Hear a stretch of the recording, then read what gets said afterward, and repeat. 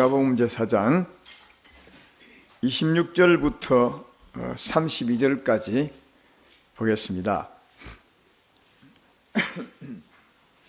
26절부터 32절까지 마가복음 4장 26절부터요.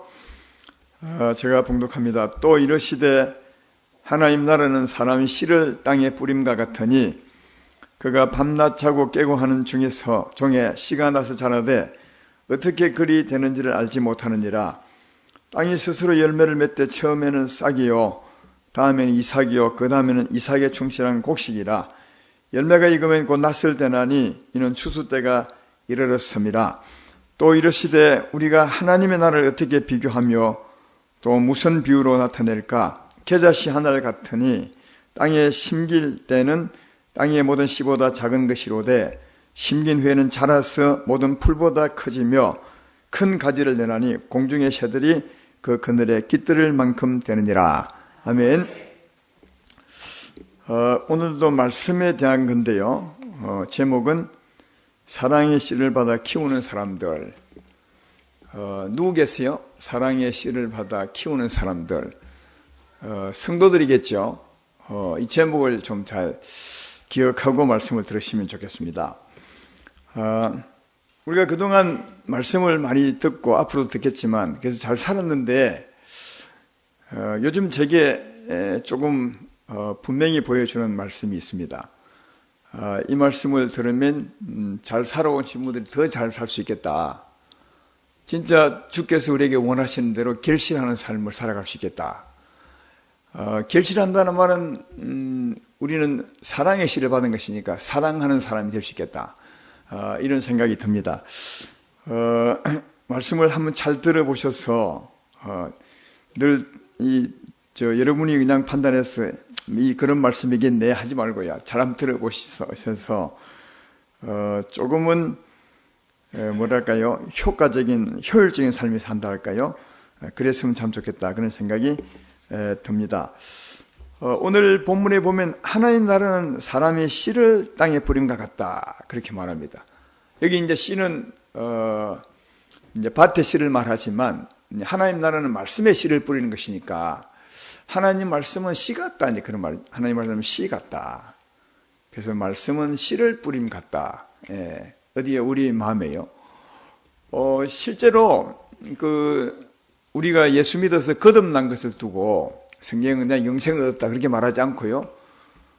썩지 않은 씨를 받았다 그렇게 말해요. 베드로전서 1장 23절에 보면 그렇게 말하죠. 너희가 거듭난 것은 썩어질 씨로 된 것이 아니요 썩지 아니할 씨로 된 것이니 살아있고 항상 있는 하나님 말씀으로 되었느니라 그렇게 말합니다. 그러니까 우리가 예수 믿어 영생 얻는 것은 씨를 받는 겁니다. 영생의 씨, 살아있는 말씀의 씨를 받는 것 같다. 그 말이죠. 단지 어떤 힘이 아니라 씨를 받는 거예요. 생명의 씨, 살아있는 말씀을 받는 거다. 그렇게 분명히 말하고 오늘 비유도 하나님 나라는 사람의 씨를 땅에 뿌린 것 같다. 그 말씀은 영생의 씨, 우리 마음에 영생의 씨를 뿌리는 것이다. 이렇게 이제 말합니다. 이 씨는 의미가 있어요. 여러분, 씨는 씨 안에 엄청난 잠재력이 있어요. 그죠? 밖에 나오면 나무가 크게 있는데 이 큰 나무도 처음에는 조그만 씨 안에 있었어요. 씨 안에. 가을에 사과나무를 보면 사과나무가 크고 그다음 사과나무 열매가 얼마나 아름답고 탐색이 열었는지 몰라요. 굉장히 많이 열죠. 그 맛있는 사과 열리는데 그 맛있는 사과나무와 사과 열매가 다 처음에는 조그만 씨에 있었어요. 예. 그러니까 씨는 그 나무 전체가 그 안에 다 들어있는 거예요. 그 조그만 씨 안에. 예. 그래서 뭐랄까요? 우리가 하나님 말씀이 씨라 하는 것은 이 말씀 안에, 씨 안에, 씨 같은 말씀 안에 하나님 모든 게 다 들어있어요. 하나님 모든 게 다 들어있다. 그래서 성장이 뭐냐 하면 씨 안에 있는 것이 밖으로 드러나는 거예요. 씨 심으면 그 씨 안에 있는 것이 밖으로 드러나는 거죠. 처음에는 싹이 드러났다가 그 다음에 이제 나무가 되고 사과나무가 되고 꽃이 피고 열매가 맺히게 되죠. 이게 씨 안에 있던 거예요, 씨 안에. 이제 씨 안에 있는 것이 100% 드러난 것을 두고, 우리에게 말할 때, 결실할 때 30배, 60배, 100배를 결실하니라 이렇게 하죠. 이 씨 안에 있는 것이 100%다 드러나는 게 이게 100배예요. 우리는 이제 흔히 말하기를 이 100배는 많은 것, 좀 많은 양, 60배는 좀 적은 양 이렇게 하는데 그런 뜻이 아니라 씨 안에 있는 것이, 씨 안에 잠재되어 있는 것이 이 나타날 때 하나도 제약을 받지 않고 외풍을 받지 않고 장애를 받지 않고 100%다 드러나는 게 그게 100배예요. 그 씨 안에 있는 것이 100% 다 드러나지 않고 한 60% 드러나는 게 그게 60배고요. 덜 드러나는 게 30배다. 어쨌든 씨 안에는 엄청난 잠재력이 있어요. 그죠?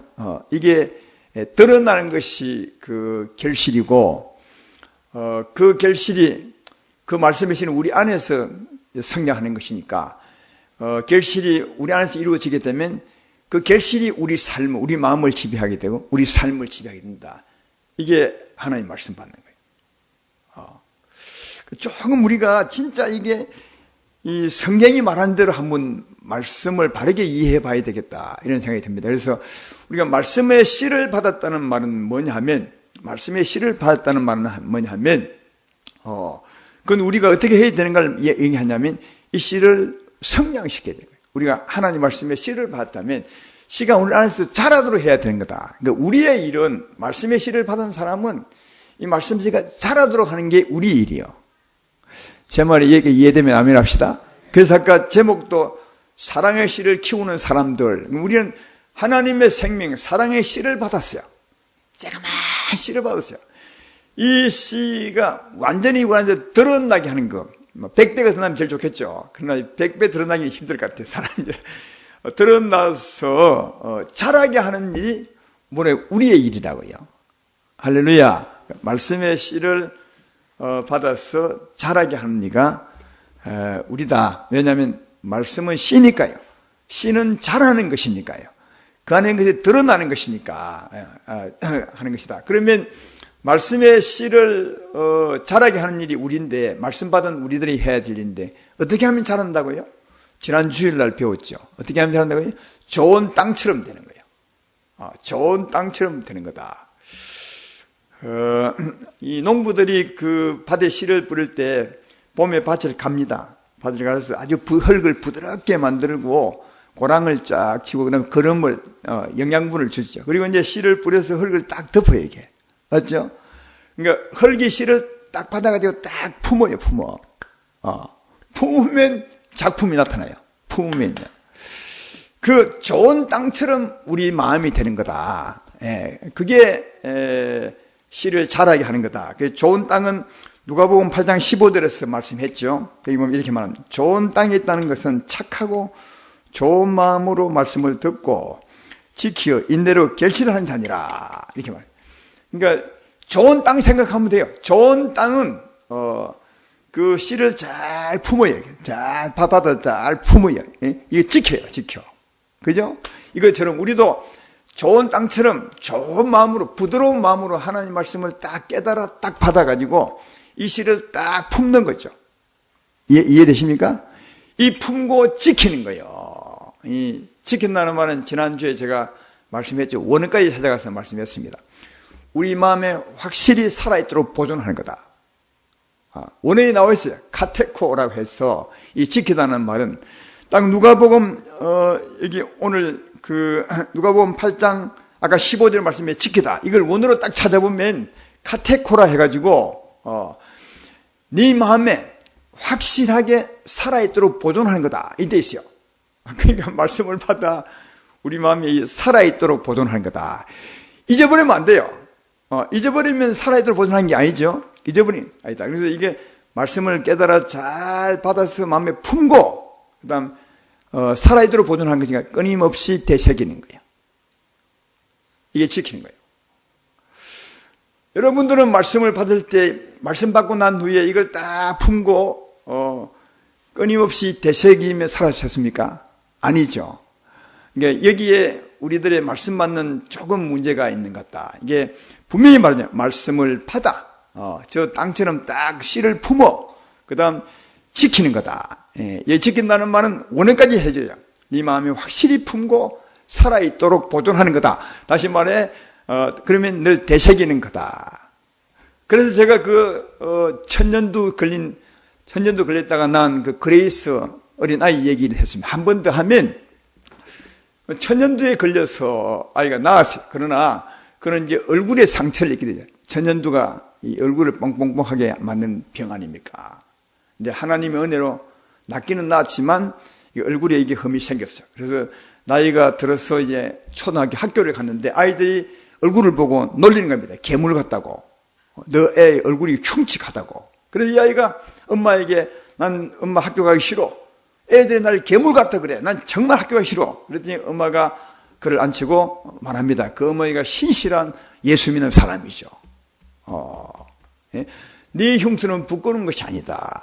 하나님께서 네가 하나님께 얼마나 특별한 아이인가를 하나님이 알려주려고 네 흉터에 표시해 둔 거다.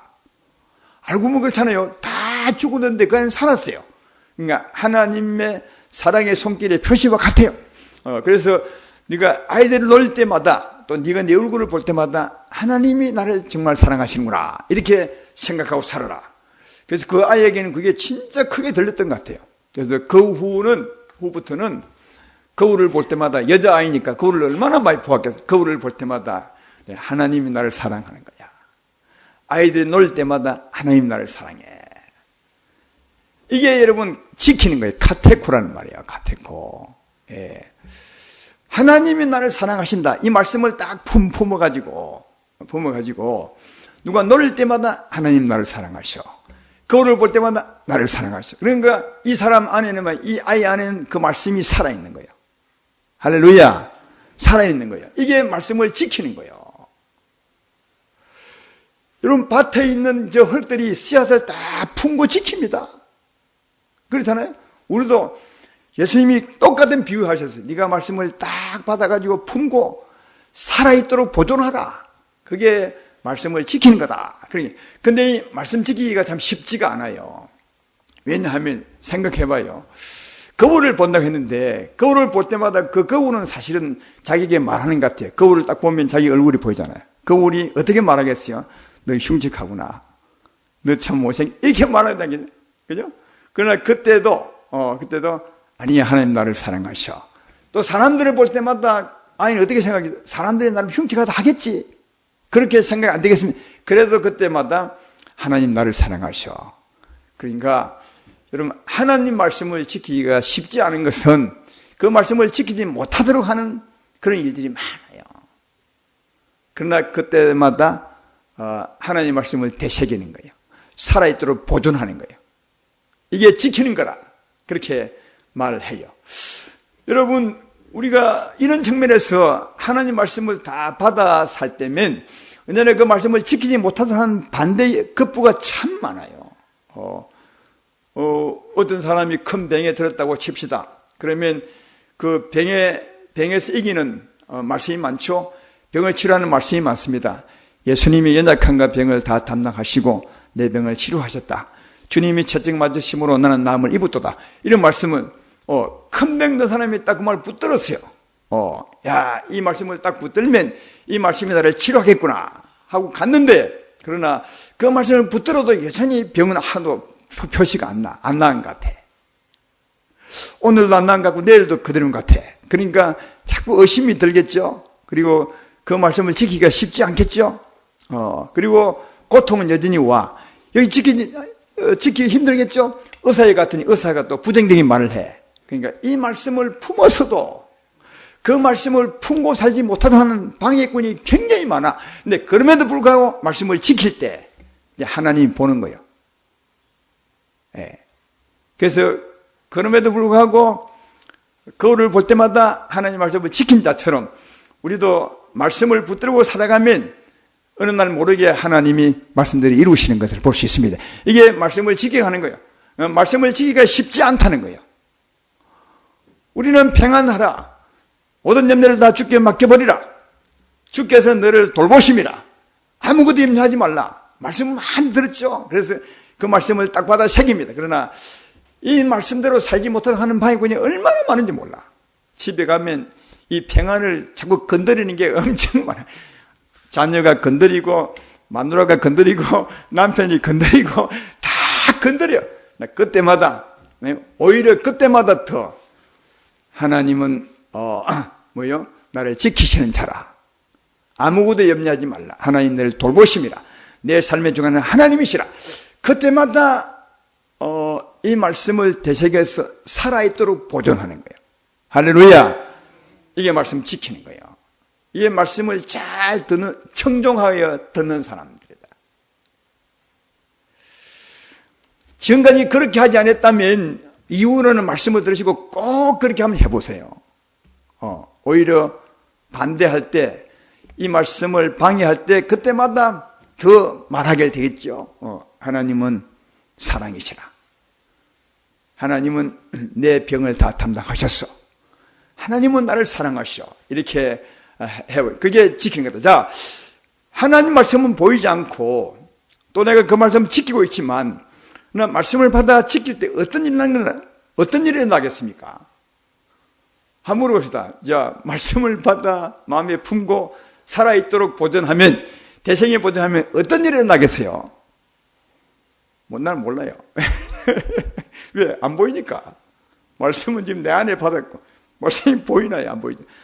진짜 성경도 그렇게 말해. 오늘 본문 읽었죠? 본문을 보시라고요. 25절부터 보면, 하나님 나라는 사람이 씨를 땅에 뿌린 것 같으니 그가 밤낮 자고 깨고 하는 중에 씨가 나서 자라되 어떻게 그러든지 알지 못하느니라. 근데 흙 속에 묻어놓은 씨도 어떻게 되는지 몰라요, 사실. 그죠? 흙 속에 묻어놓으니까 어떻게 되는지 몰라. 마찬가지로 우리 마음에 받은 하나님의 씨앗도 어찌 되는지 몰라. 그런데 놀라운 일이 있어. 28절에 땅이 스스로 열매를 맺되 처음에는 싹이요, 다음에는 이삭이요, 그 다음에 이삭에 충전한 곡식이라. 이 말은 뭐냐? 자란다는 거예요. 자란다. 그러니까 품고 살면 자란다는 거예요. 왜? 씨니까. 다 자라면 그때 하나님이 추수한대요. 여러분, 이 하나님이 우리 이 땅에 두신 이유가 뭐냐 하면 말씀을 키우기 위해서. 그래서 다 자라면 이제 천국 들어가 돼 있구나. 이제는 육체를 벗기고 천국 들어가 돼 있구나. 잘 익었구나, 영혼이. 그게 이 땅에 사는 이유라는 거예요. 우리는 말씀을 키우는 사람들이다. 결실하는 사람들이다. 그리고 그 말씀이 어떻게 자란지도 이제 그 다음 비유로 말씀하죠. 32절 보면, 자, 하나님이 또 이러시되, 우리가 하나님의 나라를 어떻게 비교하며 또 무슨 비유로 나타낼까? 겨자씨 하나가 같으니 땅에 심길 때는 땅의 모든 씨보다 작은 것이로되 심긴 후에는 자랐어. 모든 풀보다 커지며 큰 가지를 내나니 공중의 새들이 그 그늘에 깃들을 만큼 되느니라. 그러니까 하나님의 씨는 겨자씨처럼 처음에는 굉장히 적다는 거예요. 이놈이 자라면 엄청나게 큰다는 거예요. 그러니까 우리가 하나님 말씀을 받아 품고 살면 어떻게 되는지는 모르지만 분명히 자란다는 거예요. 어떻게 자라느냐? 처음에는 조그만하지만 아니 엄청 자란다는 거예요. 그러니까 여러분, 말씀 받는 우리들이 해야 되는 딱 하나의 말씀을 품고 지키는 거예요. 이게 우리가 해야 돼요. 우리는 하나님의 밭입니다. 하나님은 농부요, 우리는 그의 씨를 뿌리는 밭입니다. 따라서 밭이 해야 될 일은 딱 품고 지키는 거예요. 우리가 해야 될 일도 하나님 말씀을 품고 이 말씀이 내게 살아있도록 보존하는 게 이게 우리의 일이다. 그러면 나도 모르지만 이 씨가 처음에는 작지만 팍 자란다는 거예요. 할렐루야. 네. 그래서 우리가 할 일은 이 씨를 품고 사는 거다. 그때 자라게 되는데, 아까 품다는 말이 되새긴다고 했죠. 살아있도록 보존하는 것이니까. 이 되새기기 때문에 아까 얘기했죠. 말씀을 품을 때 이 말씀을 지키지 못하도록 하는 게 많다고 했어요. 방해꾼이 많아. 오히려 그 방해 때문에 더 말씀을 더 잘 지키고 그 말씀을 성장시키고 있다고요. 여러분, 말씀을 딱 받았는데 아무런 반대가 없으면 그냥 뭐 편하니까 지나가겠죠. 그러나 반대가 있으면 어떻게 한다고요? 반대가 그때마다 말씀을 탁탁 새기는 거예요. 거울을 볼 때마다 하나님은 사랑이셔. 사람이 나를 볼 때마다 하나님은 사랑이셔. 그죠? 그러니까 오히려 반대할 때마다 더 말씀을 새기게 된다고요. 할렐루야.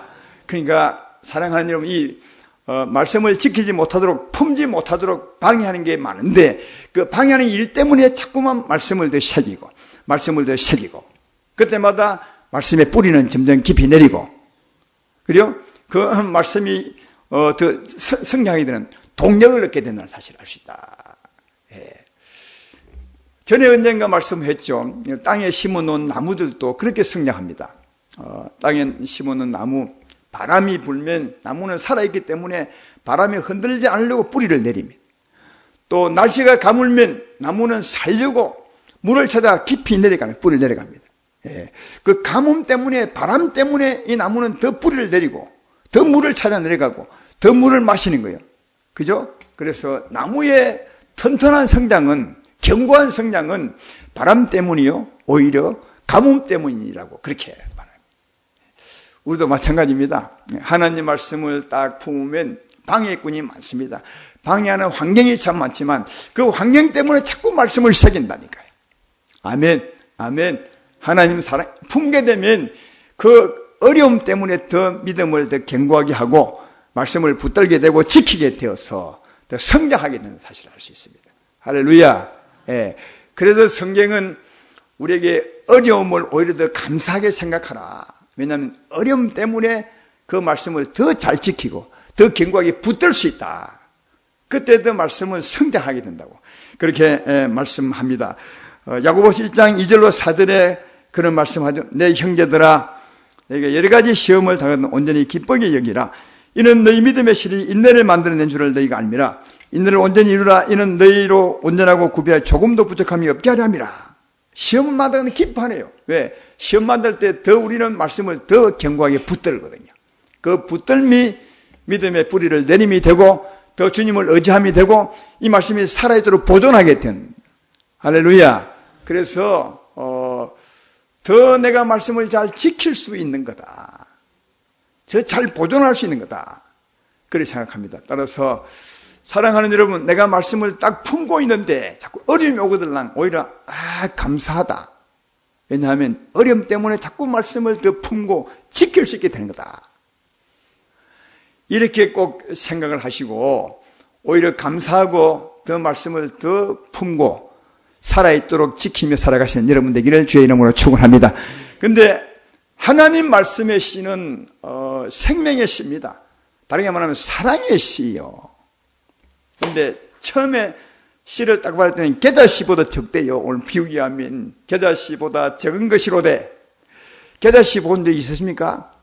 저는 지금은 아마 안 가져온 것 같은데 제가 겨자씨를 기념으로 내가 가지고 있었습니다. 진짜 적어요. 자그마해요. 우리가 하나님 말씀을 처음 받을 때 겨자씨 같대요. 겨자씨는 막 좀 제껴두고 사과씨 보세요. 사과씨도 조금만 하죠. 그 사과씨일 때 한번 깨물어 보셨어요? 사과만 납디가 안 납디가? 사과 뭐 전혀 안 나요. 그러니까 처음에 우리가 말씀을 받을 때는 사과씨 같은 건, 겨자씨 같은 걸 봤는데 깨물어 보면 아무런 사랑의 맛이 안 나. 사과맛이 나. 이 사과씨가 자랄 때, 사과 열매를 맺을 때, 사과가 잘 익을 때 그때 사과 맛이 나는 거예요. 씨 때는 안 나. 이걸 아셔야 돼요. 그러니까 처음 예수 믿으면, 말씀을 딱 받을 때는 하나님의 사랑의 씨, 생명의 말씀을 받았을 때는 사랑이 없는 거예요. 사랑을 가졌지만, 씨는 가졌지만, 사랑의 능력이 없는 거예요. 왜? 씨니까. 예. 근데 이놈이 이 씨를 잘 자라면, 씨가 잘 커서 나중에 사과가 맺히면, 그때는요, 엄청난 능력이 있는 거예요. 엄청난 능력이 있는 거다. 이해가 되시죠? 오늘 본문도 그걸 말하잖아요. 오늘 본문도 두 번째 비유에 보면, 처음에는 31절에 겨자씨 하늘 같으니 땅에 심길 때는 땅의 모든 씨보다 작은 것이로되 심긴 후에는 자라서 모든 풀보다 커지며 큰 가지를 내나니 공중의 새들이 그 그늘에 깃털을 만큼 크느니라. 여러분, 씨일 때는요, 새를 감당하지 못해요. 새가 원수요. 새도 감당을 못해. 예, 그죠? 근데 이게 씨가 큰 나무가 되면 원수를 품는다니까. 새들도 새 한 마리가 아니야. 새들을 품어. 그러니까 처음에 사랑의 씨를 받았을 때는 사랑이 없어요. 사랑이 없기 때문에 내게 원수 감당 못해. 싸워. 그러나 그렇지만 쉬니까 이걸 잘 품고 보존하면 점점점 자라게 되어서 큰 사랑의 나무가 되면 원수를 품을 수 있다니까요. 이해가 되시죠? 그러니까 여기서 꼭 기억하셔야 될 것은, 여러분, 우리가 하나님 말씀을 받으면 우리는 처음부터 사랑하려고 애를 써. 사랑하려고 애를 써. 사랑 못해. 그래서 늘 실망하고 좌절하고 막 그렇게 하죠. 근데 사랑하는 게 아니에요. 처음에 사랑을 품는 거예요. 사랑을 지키는 거예요. 이해되십니까? 자꾸 품고 있으면, 살아있도록 품으면 내 안에는 사랑이 크죠? 커지게 되면 그 큰 사랑의 나무가 되어서 그 사랑이 나로 하여금 사랑하게 해. 이게 이 말씀이 의도하는 참된 의미예요, 이게. 아까 그레이스 얘기했죠? 천년주 걸린 그레이스. 그는 처음에는 아이들을 감당하지 못했죠. 정말 감당하지 못했어요. 아이들이 개무리를 할 때 진짜 감당하지 못했지만 그 어머니 말을 새겨요. 하나님은 너를 사랑하시오. 그래서 거울을 볼 때마다 하나님은 나를 사랑하시오. 사람을 볼 때마다 하나님 나를 사랑하시오. 이 말씀을 자꾸 품고 살았더니 나중에는 눈에 보이지 않지만 큰 사랑의 나무가 되겠죠. 그리고 이 아이가 자라서 대학생이 되었을 때 마음에 드는 남자가 있었는데 거기 가서 데이트 신청을 했더니 이런 자의 거절을 당했어요. 얼굴을 보고 나는 당신하고 데이트하기 싫소. 이런 거절을 당했어요. 그러나 전혀 실망하지 않고 오히려 여유로운 마음으로, 그죠? 다시 찾아가서 나는 실망하지 않소. 내가 왜 실망하지 않는 이유를 설명하겠으냐 들어보실래요? 그러니까 처음과 나중에 전혀 다른 사람이, 처음에는 어린 아이들 말도 감당하지 못했는데 나중에는 자기를 버리는 사람도 사랑할 수 있는 사람이 돼요. 어떤 결과로? 안에 있는 사랑이 커진 거지요. 처음에는 겨자씨만한 사랑이었지만 나중에는 커서 품고 살았더니 이 사랑이 컸어 말이야. 큰 사랑의 나무가 되었다는 거예요. 이해가 되죠? 그때 이 큰 사랑의 나무, 이 씨가 성장한 그 사랑이 그 그레이스를 지배해서 그레이스를 하여금 사랑하는 사람이 되게 하는 거예요. 그러니까 사랑하는 자는 우리가 말씀을 받을 때 말씀을 지키는 것이 아니라, 지키는 것이 엄밀히 말하면 말씀을 품고 사는 겁니다. 말씀을 지키는 겁니다. 이 지킨다는 말은 행한다는 말이 아니라 내 마음에 품고 사는 거다. 왜? 처음에는 사랑 못해요. 이제 신데 그게 무슨 사랑이 있어요? 하나님이 분명히 말하잖아요. 하나님 말씀은 씨라. 그도 어느 씨보다 작은 씨라. 이 작은 씨를 받았는데 어떻게 사랑을 하냐고요. 그때는 사랑을 하는 것이 아니라 사랑을 지켜야 되는 거예요. 사랑하지 못하게 하는 게 올 때마다 아니야, 하나님은 사랑이시오. 하나님은 사랑이시오. 나로 하여금 사랑하게 하는 하나님이시라. 예. 사랑하지 못하게 하는 여건이 올 때마다 하나님 이 사랑의 말씀을 지키는 거예요. 보존하는 거예요. 이렇게 하면요, 이렇게 하면 제가 해보았지만 이렇게 하면 그래도 내가 사랑하려 하는 것보다는 이 사랑을 잘 지킬 수 있어요. 내가 해보니까. 정말 이제 오늘 이 말씀을 잘 들으셨으니까 여러분 안에 하나님의 사랑의 씨가 있습니다. 아마 많이 자랐을 것 같아요. 그래도 오늘 말씀처럼 어려울 때마다 하나님은 사랑입니다. 이 말씀을 자꾸 지켜보십시오. 보존해 보십시오. 되새기면서. 그러면 여러분도 모르는 사이에 이 사랑의 나무가 큰 나무처럼 되어서 이 크게 자란 이 사랑이 나로 하여금 사랑하게 하는 거예요. 여러분, 하나님의 나라는 이런 겁니다. 우리가 하는 것이 아니라, 이 말씀 들었다고 사랑하는 것이 아니라 이 사랑의 말씀을 품으면 씨를 품은 것 같아서 이 씨가 점점 자라게 되고 자란 사랑이 나로 하여금 사랑하게 하는 거다. 그래서 이게 우리 은혜다는 거예요. 어떤 말씀 품어도 마찬가지입니다. 아무것도 염려하지 말라. 하나님이 너를 돌보심이라. 이 말씀도 품어보십시오. 그러면 처음에는 늘 염려하고 사는 사람이 나중에는 이 말씀이 자라서 나로 하여금 염려하지 않게 한다는 거예요. 하나님 말씀은 다 얼마나 말씀이 많습니까? 그 수많은 말씀 다 이렇게 이런 원리로 말씀을 자라게 해야 된다. 자라게 하면 처음에는 겨자씨 같아서 말씀에 힘이 내게 없지만 그러나 이 씨를 품고 되새기고 하다 보면 이 말씀이 우리 안에서 자라서 자란 말씀이 우리 삶을 차지하게 되나 지배하게 된다. 그때 대단한 능력자가 되는 사실을 알 수 있습니다. 하나님 말씀은 생명의 씨, 사랑의 씨라고 했죠. 이 사랑의 씨가 우리한테 100배 드러난다는 말은 예수님처럼 되는 거예요. 여러분, 하나님의 생명, 사랑의 씨가 100% 드러난 분이 예수님이세요. 근데 우리 예수님처럼 되지 않겠지만 적어도 60배, 30배는 돼야 되지 않겠나 이런 생각이 듭니다. 그런 결실을 해야 되겠죠. 그 결실하는 것은 딱 하나입니다. 우리가 주의 말씀을 잘 받아 마음에 품고 사는 거다. 할렐루야. 이제는 어떤 말씀을 듣더라도 그 말씀을 지키려고 하기보다는 그 말씀을 지키려고 품으려고 그렇게 해보시면 여러분 심령 안에서 그 말씀은 자라게 되고 꽃피게 되고 결실하게 되어서 결실하게 되면 그 결실한 하나님의 능력이 하나님의 말씀이 하나님의 생명이 여러분의 마음을 차지하고 여러분의 삶을 주관하리라 믿습니다.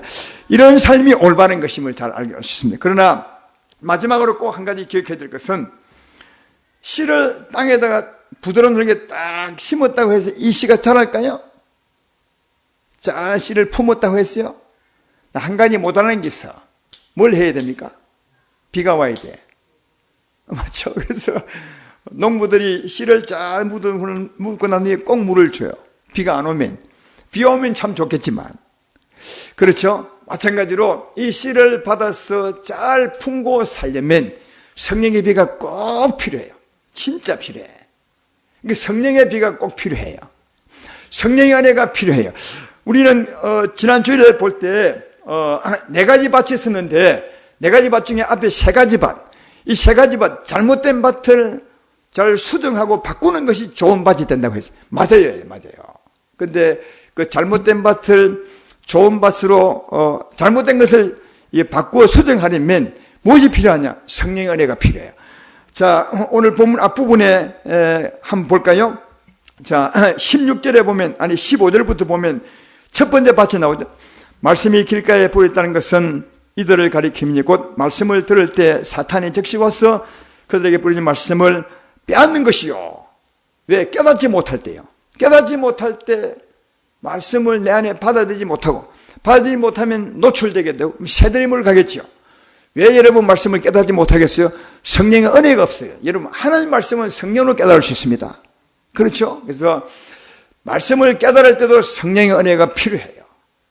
그래야 말씀을 깨달을 수 있어요. 두 번째 16절 17절입니다. 또 이와 같이 돌밭에 뿌리 있다는 것은 이들을 가리킴이니 곧 말씀을 들에 즉시 기쁨으로 받으나 그 속에 뿌리가 없어 잠깐 견디다가 말씀으로 인하여 환난이나 박해가 일어날 때는 곧 넘어진 자로 말씀을 버린다는 거예요. 말씀을 받았으나 핍박이 오거나 어려움이 오면 말씀을 버려버려. 여러분 이때 핍박과 박해를 이길 수 있는 것은 뭐예요? 성령의 능력이요. 하나님의 능력이 있으면 여러분 이 핍박을 이길 수 있습니다. 환난을 이길 수 있습니다. 이런 말씀을 지킬 수 있는 거죠. 또 세 번째 밭이 뭐죠? 18절에 19절까지 어떤 이는 가시들기에 뿌려진 자니 이들은 말씀을 듣기는 하되 세상의 염려와 재물의 유혹과 기대 욕심이 들어와 말씀을 막아 결실하지 못하여 욕심 때문에 말씀을 눌러버린 거예요. 욕심이 말씀의 기운을 눌러버려요. 결실하지 못하도록. 그러면 욕심을 이기는 것이 뭐죠? 성령의 능력이요. 제 말 이해되십니까? 네, 성령의 은혜로 말씀을 깨달아 받을 수 있고 성령의 능력으로 핍박과 박해를 이길 수 있고 그래서 말씀을 지킬 수 있고 성령의 능력으로 욕심을 이길 수 있어요. 성령의 능력으로 육체의 소욕을 이길 수 있는 거예요. 그래서 말씀을 잘 받아 말씀을 품고 살아있도록 보존하는 것이 우리의 일인데 이건 성령의 능력이 필요해요. 그래서 우리는 기도하는 겁니다. 성령 충만하면 우리가 받은 말씀을 지킬 수 있어요. 잘 보존해 갈 수 있어요. 우리가 할 일은 그렇게 많은 일이 아니라 딱 하나요. 말씀을 받아서 우리 마음에 품고 살아가게 되면 우리도 모르는 사이에 이 말씀은 자라게 돼요. 많이 결실하게 돼요. 잘 품으면 품을수록 환난을 잘 이기고 핍박을 이기고 염려를 다 이긴다면 더 많이 자라고 더 결실하게 되겠죠. 그러니까 성령의 은혜로 말미암아 잘 품고 사는 게 우리가 할 일입니다. 그러면 우리가 모르는 사이에 이 말씀은 성장하게 되어서 60배, 100배의 결실을 맺게 되겠죠. 그러면 어마어마한 능력이 우리에게 있는 거예요.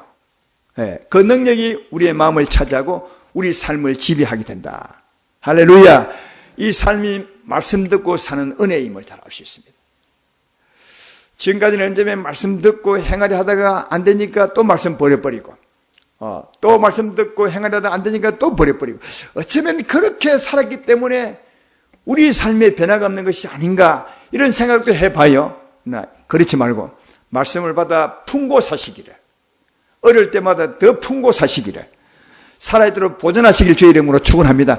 그러면 말씀은 우리 안에서 자라게 되고 결실하게 되어서 그 말씀의 능력이 우리 삶을 찾아온다는 사실을 알 수 있습니다. 그러면 엄청난 삶의 변화가 있을 것 같다. 오늘부터 말씀을 잘 받아 들으시고 그리고 이 말씀을 계속 새기며 사시되 어려울 때 더 힘있게 새기고 사신다면 그게 곧 말씀을 지키고 사는 것이 알 수 있습니다. 이렇게 살아감으로 결신하는 사랑의 씨를 키우는 여러분 되기를 주의 이름으로 축원합니다.